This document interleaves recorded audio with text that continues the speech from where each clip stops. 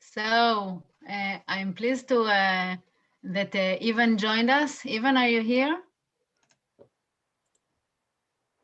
Hello, yes, I am. Good afternoon. Great to see you. I'm making you a co-host. Okay. So you'll be able to share the screen when you'll start.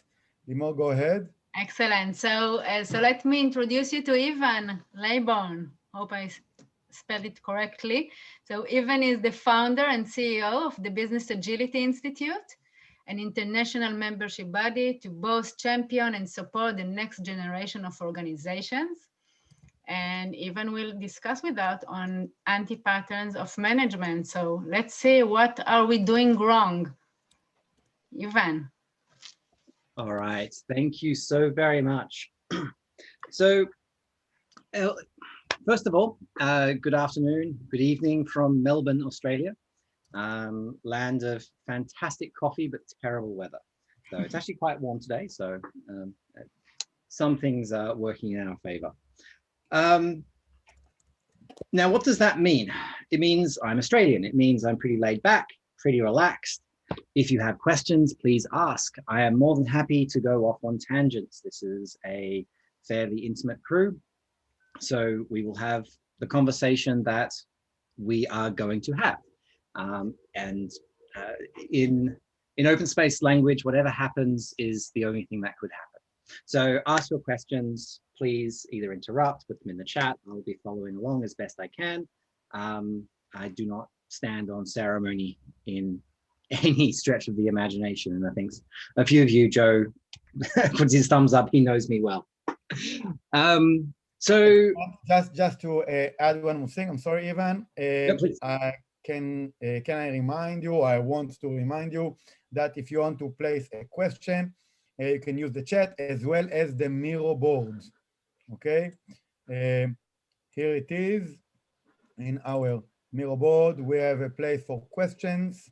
Okay, so feel free to put it here and we'll help Ivan throughout the lecture to answer this question, or if not, in the after party session, we'll urge Ivan to answer them.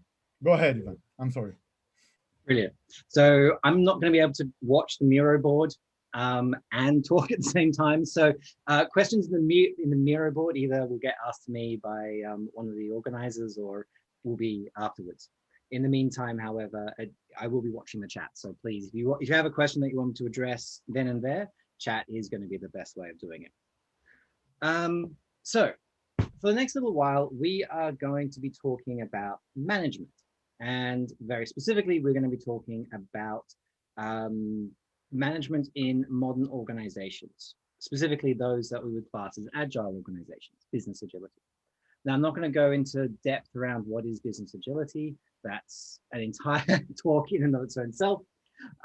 Suffice to say that when we talk about an agile organization, when we talk about business agility, what we're referring to is creating an organization that is adaptable, resilient, that is using the systems, has designed systems that enable it to serve its customer, achieve its purpose, no matter what the future brings.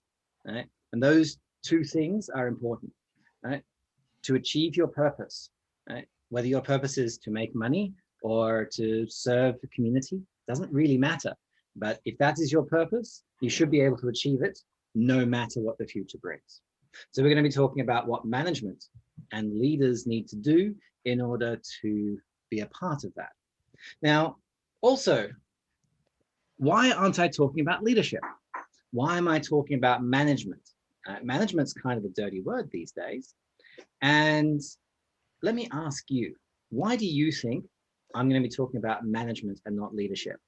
Either voice up or in the chat.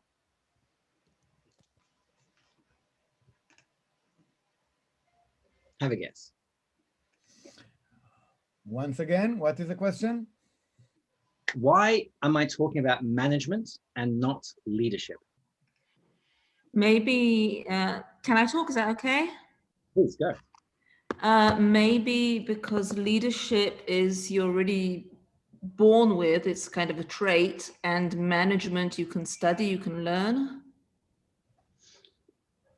That's a good point. So I would say that you can develop leadership. It's whilst it's something that some people are intrinsically good leaders, I think anyone can develop those traits. But it is a difference between a trait and a skill. Management is a set of skills that can definitely be learned. Real leaders don't need to manage. Tavika Lazar, I would actually disagree with you. Right? There's a Venn diagram. There are leaders who have an obligation, a requirement, a responsibility to manage. But there are also leaders who don't manage. So a community leader, a volunteer leader, an industry leader, a thought leader do not manage, but they are still leaders in various forms. But a leader inside a hierarchical organization, no matter how good a leader they are still going to need some management skills, and they will be referred to as a manager. So Urshad, management requires leadership. Absolutely. Jorit, some things need to be managed. Yes, they do. So some good answers. My particular answer is I think we have forgotten the importance of good management. I think we have forgotten the importance of the skills of a good manager. And let me start this by telling a story. I'm going to go back in time, and I'm going to tell a story of a bad manager, a manager who got, if you're familiar with the concept of the Peter Principle, to be promoted to your level of incompetence. This person was promoted to their level of incompetence. They were not a good manager. And I'm going to tell the one story, or I'm going to tell a story about the one person who cannot possibly object to me telling telling you their story. And that's me, my story. So let's go back in time. Let's go back to 2008. I was hired into the Australian Public Service as an executive director. This was my first executive role. Prior to that, I'd run businesses, like small businesses, 15 people kind of size projects. I was a project manager. I'd used Agile. I've been using Agile since 2003. So Scrum, all there. But suddenly I'm put in a situation where my responsibilities are much greater than anything I've ever experienced.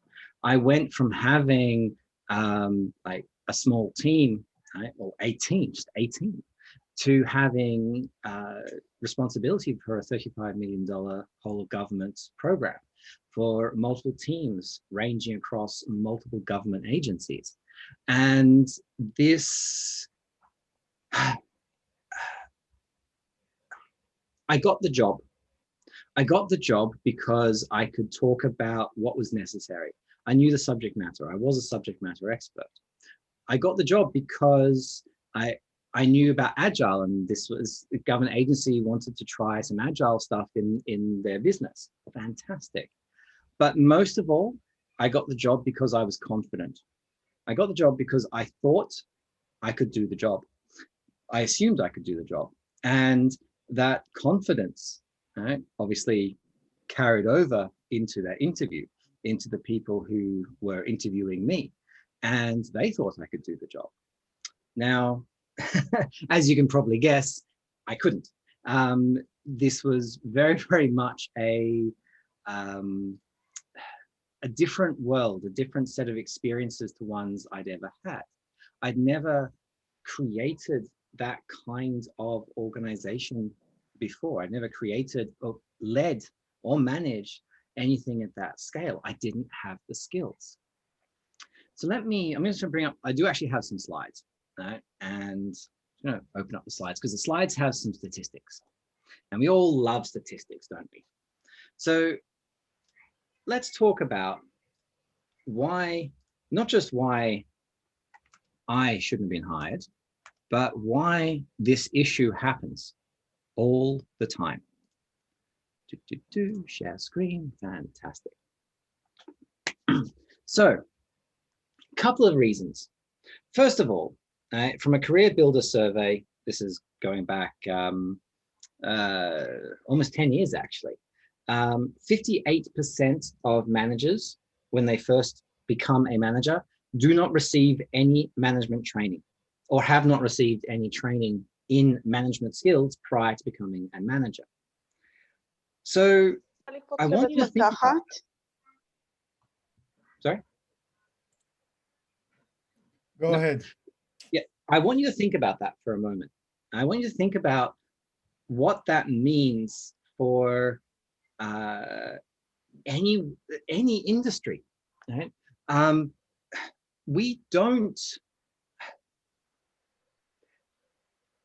You don't look at a nurse or a doctor.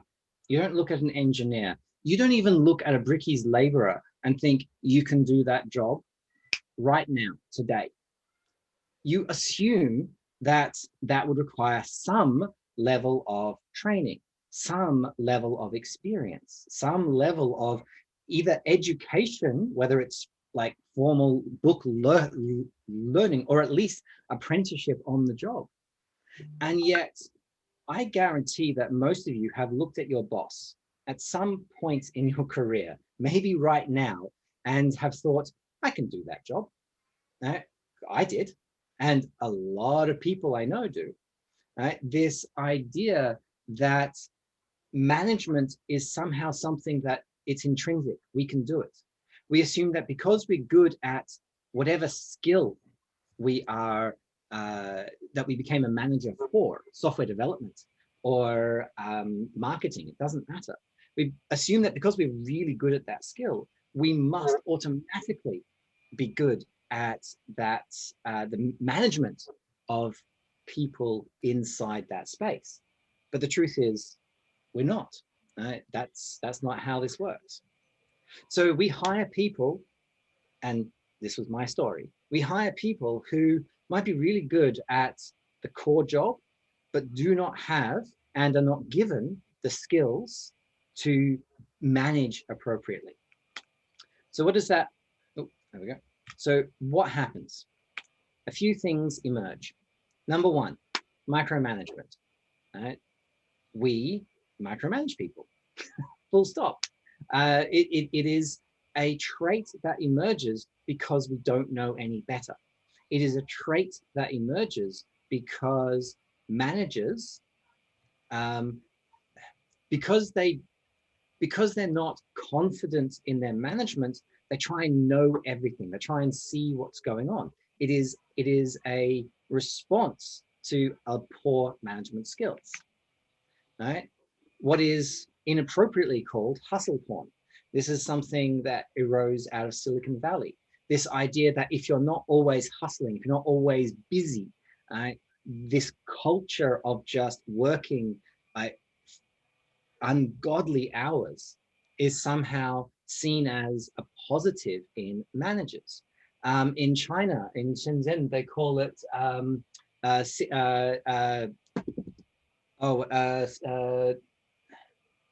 is it 996? Yeah, I think it's 9. I think it's called 996. 9 a.m. to 9 p.m. 6 days a week. It's a culture, right? And if you want to become a manager, you've got to be part of this culture. Risk avoidance. People don't know how to lean in to risk. People avoid risks, right? Because they don't know any better. Right? Presenteeism, almost the opposite. It's they come to work, they're visible, they're doing stuff, but not actually making a difference. Right? And lastly, death by meetings. Right? So many managers use meetings as an excuse. Meetings are used to avoid doing work. Right? I love this quote. This is from a movie, Office Space. Right? In a given week, I do about 15 minutes of real work. So I'll go back to the slides in a bit. So I just want to come back to the story for a little bit. This was a problem. This was a problem for me, and this was a problem for many, many people. you might look at your boss and think you can do a better job. And if they've been promoted to the level of incompetence, maybe you could do a better job, right? But doing a better job is a far cry from someone doing a good job. And this is the problem. We do not instill the skills of management. We do not learn the skills of management. And the worst thing, the absolute worst thing that happens here is that we don't, how do I put this? Those managers who are good, who have the skills, are surrounded by people like I was, right? And I say was, I have gotten better, right? They're surrounded by people like I was, and what's happened? Right? They see this culture of management and they assume that they're wrong. They assume that this is how management is meant to work. And so these good managers get dragged down into, well, being pretty terrible managers. Unfortunately, it is just the state of how things are. So let's go forward a little bit. Oh, what's going on here? There we go. Let's give you a few more stats. All right. And oh, don't do that to me. It's always a problem with going from sharing screen just to, oh, hello. I just saw a cat. All right. So what does this mean? All right. 30% of managers cite failure to coordinate as the single greatest challenge to an organization executing their strategy. Okay. 79% of people who quit their jobs cite lack of appreciation from their managers. 64% of people trust a robot more than their own manager. Now that did come from Oracle, so take that with a grain of salt, but you know what? If, and by robot, they're talking Google assistants and Siri and artificial intelligence kind of robots. Right? So this kind of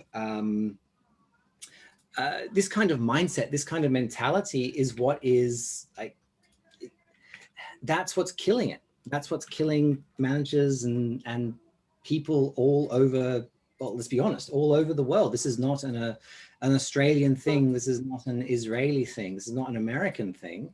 It is just exactly what is happening. It's just what's happening everywhere. Right? So what happened? What happened to me? So I was overwhelmed. Right?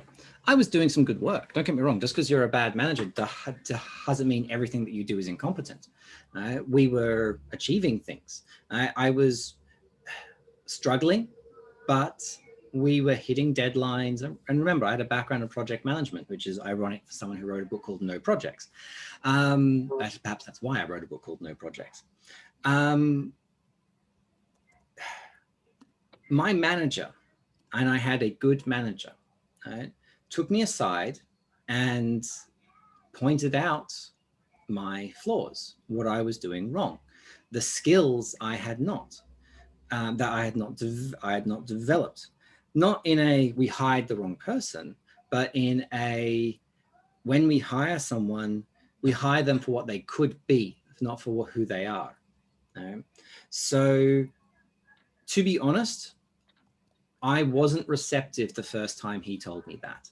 It took probably a month or so of feedback, right? Constructive, but definitely ego bruising feedback to understand that actually, yeah, there's things that I can do and things that I can do better.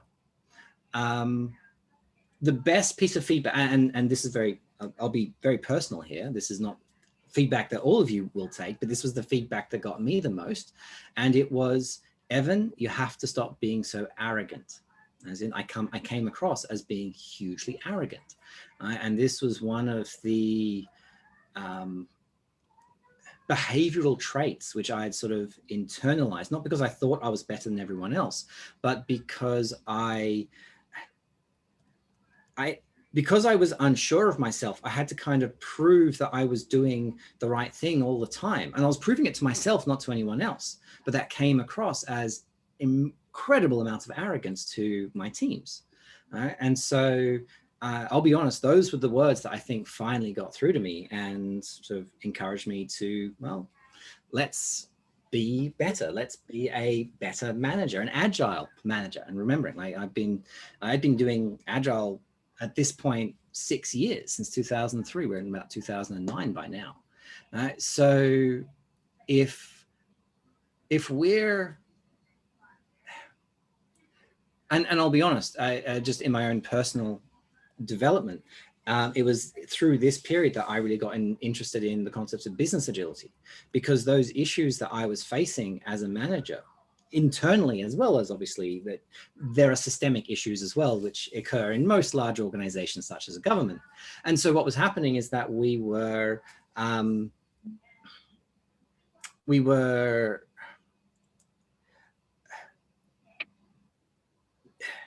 as I was exploring what Agile could bring to me and my teams, not at a Scrum, let's develop like a product, but just in the principles and the values and the concepts, right, broadly or more broadly applied. Now, in hindsight, I wouldn't call it business agility. I would call that agile business, right? Because I was taking Agile into other areas of the business. Business agility came later, which was the much more integral systems perspective of agility, not agile. But at the time, agile business was what I needed and what helped me. So let's look then at what good management means. And this is, and again, thank you for changing, sorry. There it is. Sorry, the share screen thing just keeps disappearing every time I stop sharing so I can talk to you guys. All right, so we spoke about the bad. Now let's go to good. All right, what does good management look like? Now, let me give you, let me give you a stat first. All right. Managers account for at least 70% of the variance in employee engagement. What does that mean? All right. That means that it's not leadership. It's not anything else. It is the skill of management, right, that accounts for how engaged, how much joy and passion someone brings to their work. Okay? It's not 100%. But it's a pretty damn large number. So agile organizations need good managers, because if we don't have it, well, we're missing out on everything. And here's the thing. Some of you might be thinking about, well, what about self-management? Let's get rid of all managers, right? Self-management isn't there are no managers. Self-management is everybody is a manager. Self-management. It actually means we need the skill of management more broadly in more people than we would otherwise. So self-management actually amplifies the importance of management skills. Right? And let's be clear, like management skill versus management role, right? They're not always 100% linked, which is actually good for you because it means you can learn these skills now, whether or not you are a manager. So if we looked at the emergence characteristics when we were talking about the bad, so let's talk about the focus characteristics. This is what we need to focus on to be an agile manager. Now, this is not exclusive. There's a lot more than this, but I want to give you 5 key ideas, 5 key areas. So number 1, autonomy, delegating outcomes. Now, this is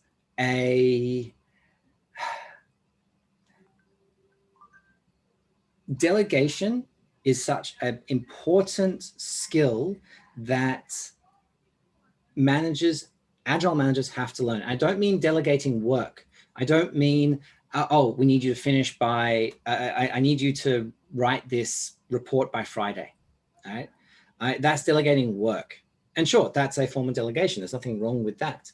But delegating outcomes, tying into a person's, your intrinsic motivation, your intrinsic desire for, as Dan Pink puts it, autonomy, mastery, and purpose. Right? This happens from the other side to that is, as a manager, I can delegate to you, and I know how to delegate an outcome, a business outcome. How you achieve the outcome is up to you. Now, my job is to help you achieve it. My job is to get things out of the way so you can achieve it.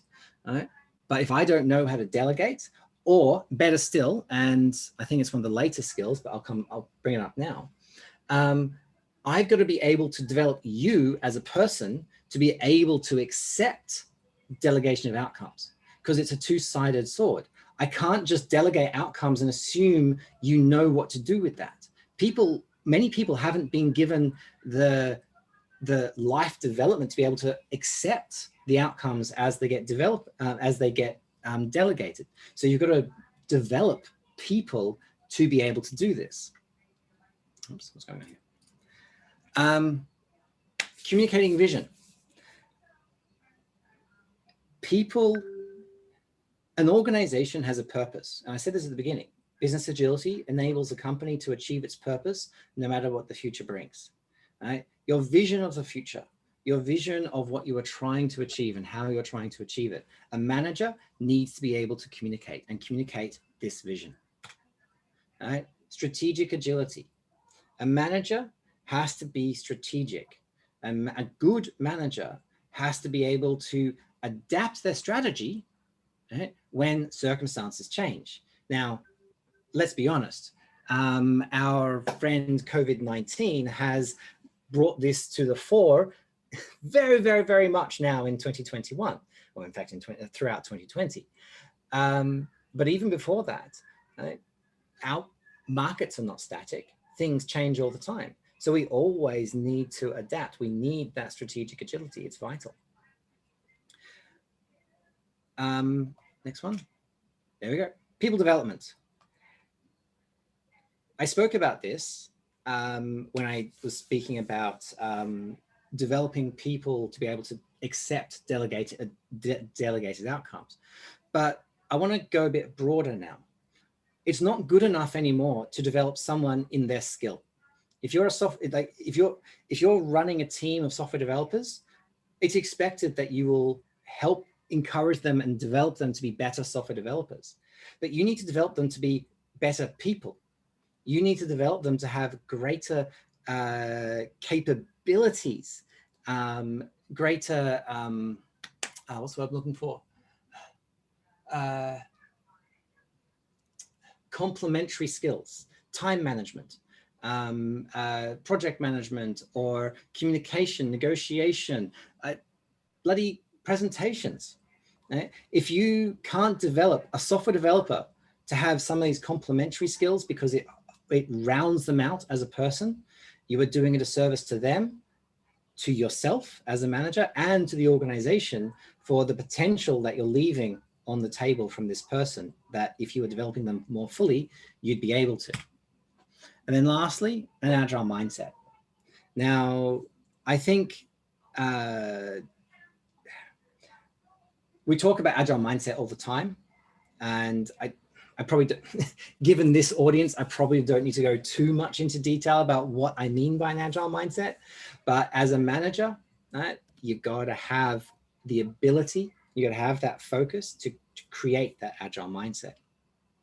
I want to share one very handy tool that I have found in the last couple of years.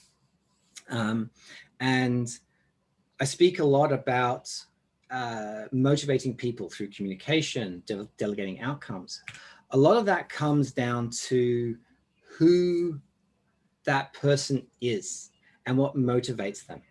If you're not familiar with the work of Professor Stephen Rice, I do suggest you have a read of it.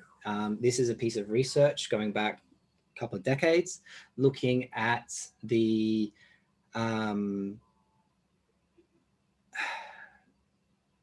I don't know. This looks at all humans have these desires, have these motivations. The question is, at what strength? For me, And there's assessments that you can do that will tell you these kind of things. And if you've got a team where a lot of people are strongly motivated by curiosity or by social contact, as a manager, those are two very different things and need to be cultivated in different ways. Curiosity means I need to give people challenges. I need to give them things that allow them to stretch and to grow and to discover. Social contact means I need to develop, I need to create opportunities for the teams to connect, to work together, right? To bring family, get family involved in through like social activities and dinners and so forth. And so understanding that it's not just a one size fits all kind of management in incentives. There's got to be some kind of, how do I put this? There's got to be some personalization to what you're trying to achieve. So let's go on a little bit. Let's come back to my story as to what was happening back in the day. But before I do that, how am I going for time? Because I do tend to ramble. I've got time. You have about 20 minutes. 20. Fantastic. All right. All right.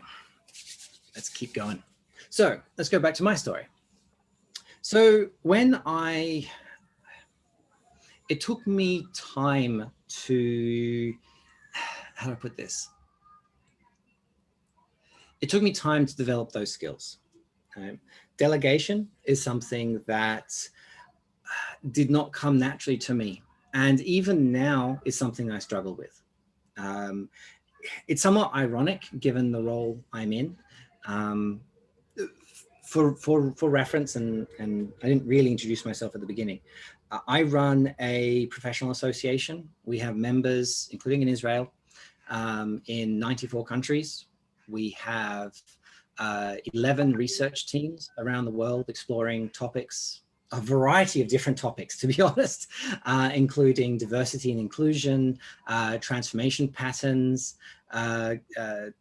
leadership styles and techniques, recruitment tactics.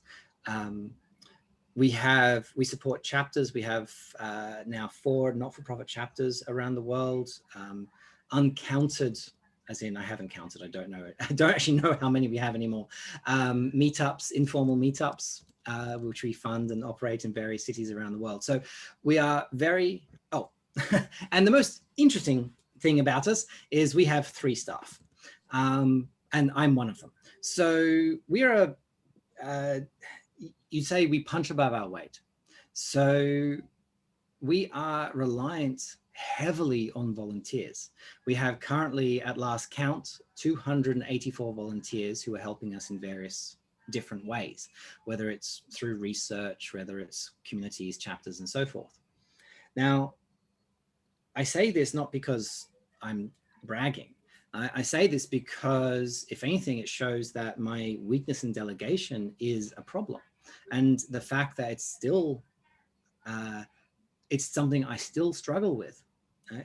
As a man, now, it's interesting to say a manager of volunteers, and definitely a leader of volunteers, but some of those management skills, right? Delegation, I have to be able to delegate to volunteers. Volunteers are donating their time and their effort and their capabilities to something that they believe in, something that they have passion and interest in. Now, so early on, well, okay, so let me close the loop with the old story and I'll come back to the new one. So I had to learn how to delegate back in 2008, 2009.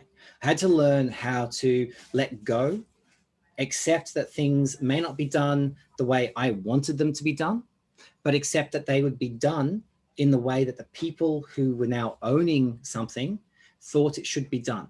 And their way may be better, and it may also be worse, right? The outcome may not be as good as if my hands were at the tiller, but they learn, and they learned much faster by doing something, figuring it out, not doing a good job, and then doing it again the next time and doing better. Right? That's how we learn. That's how I've got an 8-year-old daughter. It's how she learns. I don't tell her what to do. I say, here's a bunch of Lego, go build something. Or you want to try cooking? Fantastic. First time, let's show. Second time, go nuts. Right? Make something. Does it taste good? She can't hear me. No, not very well. Not the first time, not the second time. Right? The third and fourth, she gets better. Right? And they learn by trying. Same is true of, I'm not saying that you're a bunch of 8-year-olds, right? But there's a lot that we can learn from how we teach 8-year-olds. So let's come forward to today. 2009, I got better at delegating. 2019, 10 years later, I'm still struggling. And it's in a volunteer space. Think of it, I have a psychological, this is my grandmother speaking when I say this. I do not want to be a bother, right? Not wanting to be a bother is a family trait. Right? It's literally something that our entire family says. It comes from my grandmother. Oh, I don't want to be a bother about this, right? It's how I'm going to die. To be morbid, I know it's how I'm going to die. I don't want to be a bother about something, and that's what's going to kill me. But all joking aside, when it comes to volunteering, we have people donating their valuable time and their passion, their interest. And here I am not wanting to be a bother. Right? So put those two together and you have people who want to volunteer and I'm not letting them, right? Because I want to give them the great fun stuff. But you know what? To do the great fun stuff, you got to do the boring stuff as well. And I can't do all the boring stuff. I don't have time to do 284 people's worth of boring stuff, right? So to own an outcome rather than just do some interesting work, this was something even today I've had to learn and continue to learn so that I can, when it comes to a volunteer, I can delegate the outcome, knowing that, yeah, you're going to have to do some of the boring stuff. You're going to have to coordinate and have some meetings, and you're going to have to follow up with emails and all the stuff that it's mind-numbing grind, but you have to do it. And it took me a long time to let go. And again, right, it took a volunteer, not a manager, right, a peer, effectively, right? You could think of them as a subordinate, though we run fairly flat, right? She, back in 2018, actually, I said 2019, but this is 2018. She basically said, Evan, you got to let go. Evan, and we're organizing the Business Agility Conference in New York, and she was the program chair. And I was trying to do all the boring stuff and let them get on with the program chairing and building out the program. But it's like, if I'm the bottleneck, things aren't going to get done. So it's like, look, you gave us ownership of the program, let us own it. Right? You need to step back, let us own it so that we can own the program, so we can deliver on what needs to be done. And I'm getting better. Every year, I learn a little bit more about how to let go a little bit more. And then eventually, I don't think I'll ever fully get there, but we get better. Right? The professional development, right? Even today, developing people is something that I truly fundamentally believe in. And it's something that I'm always learning new ways of doing it. I'll give you, again, a real example right now. We have 284 volunteers, right? Some of them, most of them are independents in some way.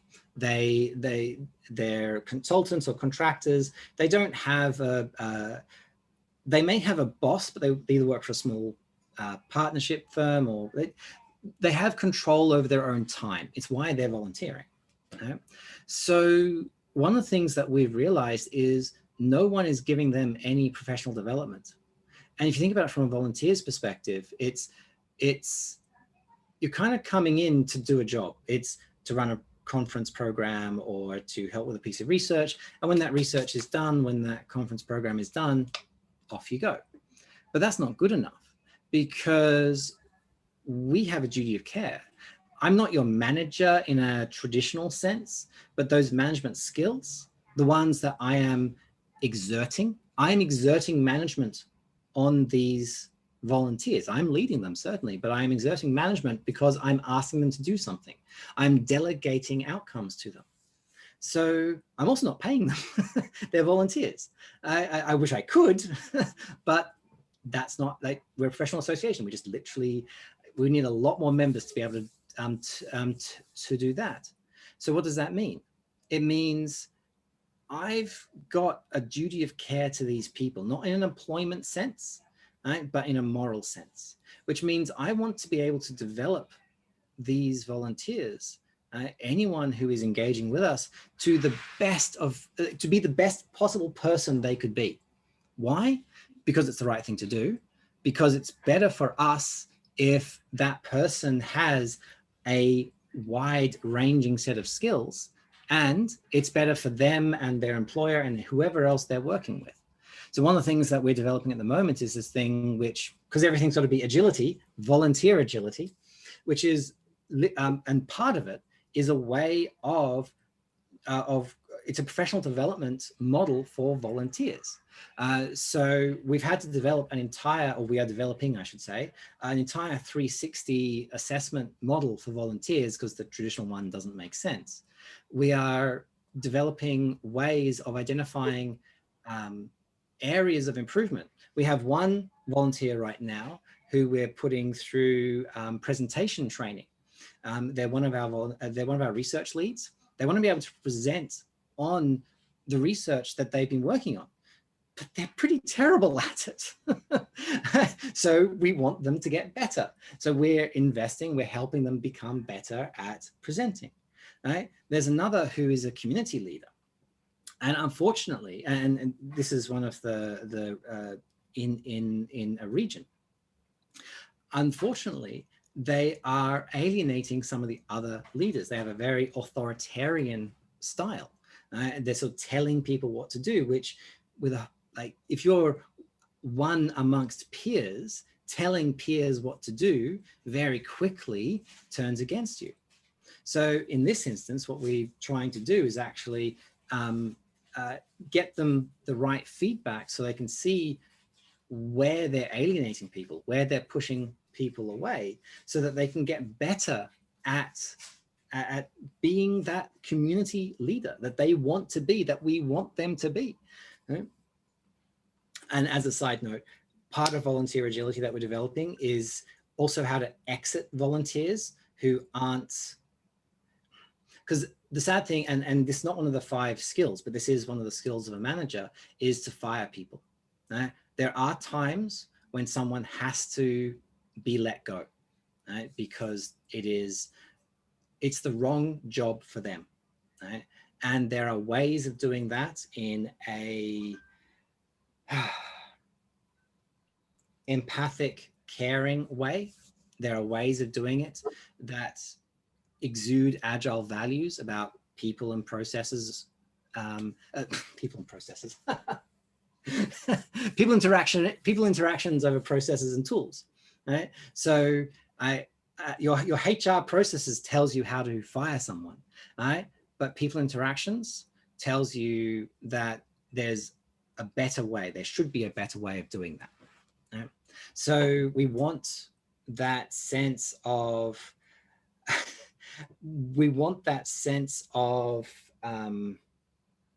empathy and caring, and at the same time being able to let a volunteer, and it's even harder with a volunteer who's donating time, and let them go because they're not the right person in the right job. And that's another skill. Sorry, people keep changing their hairdos on Zoom. It's very distracting. I love it.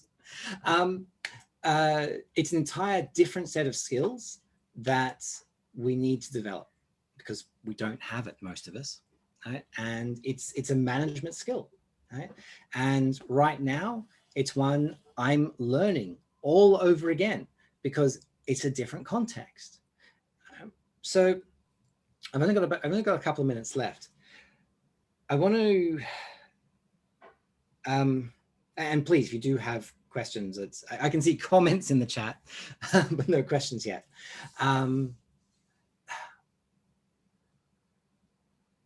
These skills that you need as a manager, right? Whether you are a manager today or you want to be one, right? These are skills that can be learnt. I said at the beginning, 58% of managers receive no training, right? And that's on the company. That's their fault. But this is the, how do I put this? This is the cultural problem that we have. We hire people like me who are confident, right? We do not give managers training or skill. Our systems, our very systems are designed assuming that management is an implicit trait. Anyone can be a manager, right? It's not something that we need to learn. And that's because we don't teach that, and we don't teach, right? Whereas the inverse is, it's all the inverse, right? As I should not have got that job. Did I grow into it? Yes, I did. Were there people in that job who could have done a better job from day one? Almost certainly. Right?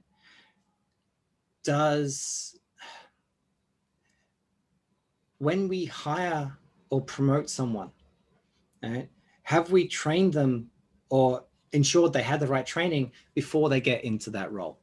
That's not to say that training on the job is bad. Most of our training is on the job, but you've got to have some of that management skills. But we don't ask for it. We don't ask what management training, what management experience have you got? In the public service, we promoted people, and this is a systemic problem, right? As in it's a problem in the system, right? We promoted people because we didn't want to lose them. Because at a certain point in their career, if we wanted to pay them more, they had to become a manager. Right? And so I literally was guilty of promoting people to being managers because they deserved a pay rise. They'd been working there for years. They were really good at their job. We didn't want to lose them. We didn't want to lose the skills that they had and the skills that they developed, but they weren't management material. They didn't have any of the skills I was talking about. They were amazing, amazing software engineers, right? Architects. They had brilliant skills, but not management skills. But we had to promote them to being managers because there was no other choice. So we have to change not only you have to change in terms of the skills that you are going to focus on to become that next level manager that you want to be, if you want to be. We need to change the system so that people who don't want to be managers have career paths that extend beyond just like senior software engineer. Right? And IBM, I used to work for IBM. This is in between. They did this really well because they had two career paths. One was a management career path, and one was their distinguished engineer career path. You could pretty much get promoted your entire career without ever once managing another person. Right? And that's I really wish the government had that idea back in the day because it would have been so helpful.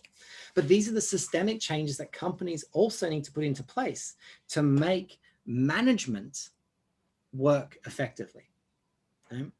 It's on you, it's on your boss, and it's on the organizations that you work for. Okay? You may not be able to change those last two, but you can definitely change that first one. Right? And don't wait for the ego crushing of a manager telling you that you're arrogant, right? That you're not a good manager. Look at yourself and the skills that you have. And you don't have to be a manager right now, right? But if that's something that you're interested in, don't just assume that because you're a really great Scrum Master or a really great software developer, that you'll automatically be a great software manager, right? No, that's not true. Right? So look at yourself, look at your skills, and figure out what you need to do. And inversely, if you are a manager, well, A, you can always get better, right? B, have you reached your level of incompetence, right? Like I had, right? Have you reached the Peter principle? Are you the bottleneck? In which case, it's a skill. And like all skills, it can be learned and it can be changed. So that's pretty much the end. There's one question from Yulia, which I will touch on, which is matrix management, because it's something that I am, okay, let's see if I can do this in 2 minutes. 2 minutes and then we'll continue, okay?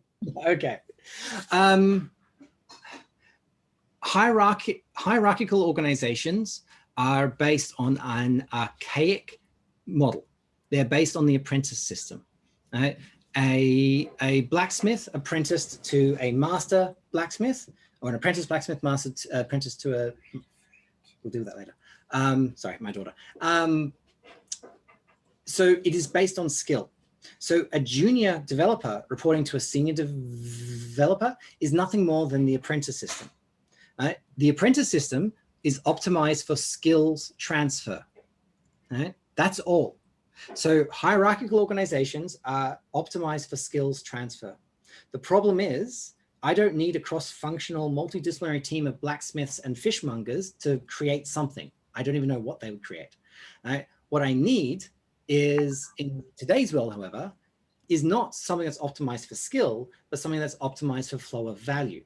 Matrix organizations are an early attempt at changing that optimization, right? And they work fine in some organizations, but they add additional complexity that is not needed for most companies. Right? There are other organizational structures, and I don't mean full teal network self-management. Right? You don't have to go that far, but you don't have to have a functional hierarchy either.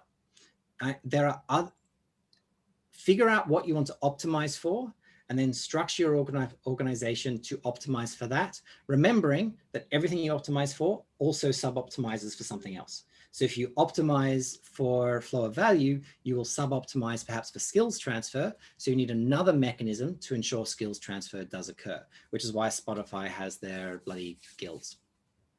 Because it's an approach to optimize for skills transfer. All right. So time is up. Thank you. I hope that made sense. Very, very much, Ivan. And I'm going to open the breakout rooms.